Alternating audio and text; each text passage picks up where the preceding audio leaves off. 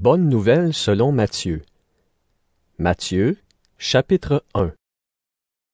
Voici la liste des ancêtres de Jésus-Christ.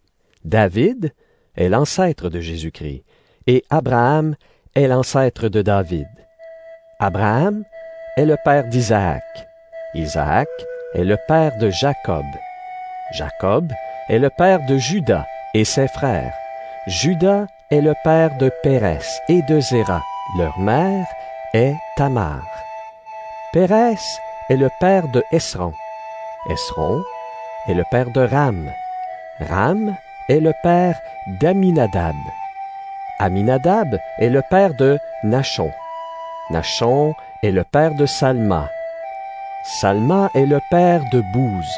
La mère de Bouz est Rahab. Bouz est le père d'Obed. La mère d'Obed est Ruth. Obed est le père de Jessé. Jessé est le père du roi David. David est le père de Salomon. La mère de Salomon était la femme d'Uri. Salomon est le père de Roboam. Roboam est le père d'Abia. Abia est le père d'Asa. Asa est le père de Josaphat. Josaphat est le père de Joram. Joram est le père d'Ozias. Ozias est le père de Yotam. Yotam est le père d'Akaz. Akaz est le père d'Ézéchias. Ézéchias est le père de Manassé. Manassé est le père d'Amon. Amon est le père de Josias. Josias est le père de Jeconia et ses frères. À ce moment-là, on amène les Israélites prisonniers à Babylone. Après cela, Jeconia est le père de Shealtiel. Shealtiel est le père de Zorobabel. Zorobabel est le père d'Abioud. Abioud est le père d'Éliakim. Éliakim est le père d'Azor.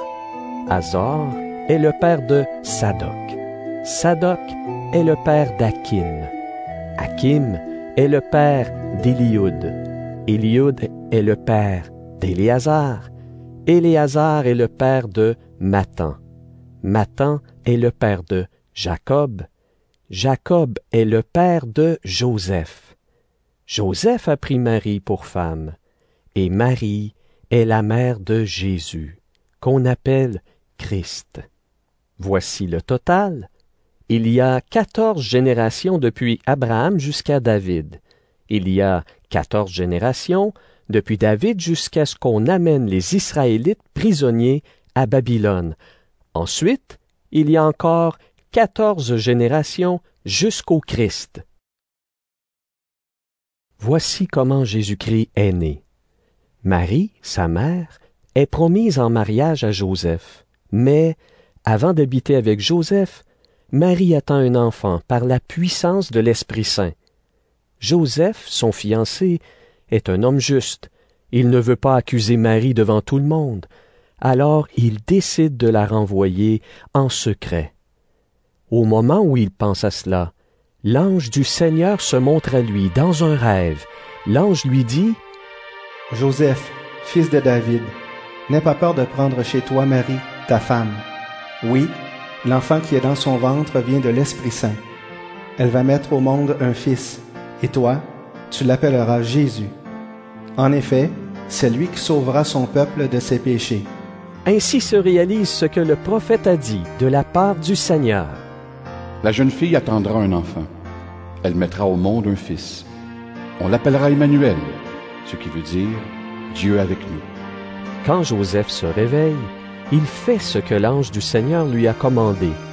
Il prend sa femme chez lui, mais il ne s'unit pas à elle jusqu'au jour où Marie met au monde un fils. Joseph donne à l'enfant le nom de Jésus.